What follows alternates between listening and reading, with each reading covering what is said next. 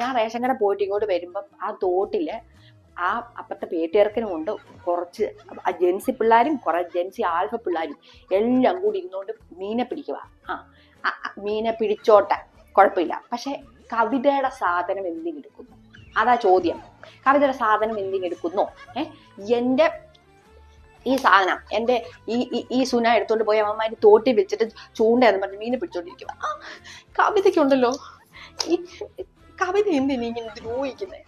എന്നിട്ട് അവൻ ചോദിക്കുക, അവനെ ഞാൻ വഴക്ക് പറഞ്ഞിടാ വീട്ടിലൊക്കെ എന്റെ സാധനം കൂടി തട ഇറക്കാന്ന് പറഞ്ഞപ്പോ അവൻ ചോദിക്കുക, നിങ്ങൾ എന്തിനാ തളച്ചി എന്റെ മുത്തച്ഛൻ മരിച്ചപ്പോ തീ ഇട്ടേന്ന്?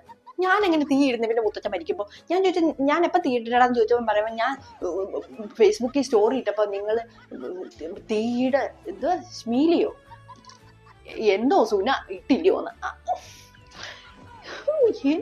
ഇതിനോടൊക്കെ ഉണ്ടല്ലോ പറഞ്ഞിട്ടൊരു കാര്യമില്ല. പിന്നെ അത് വായി കയറി ഇറങ്ങാന് ആരെ കൊണ്ട്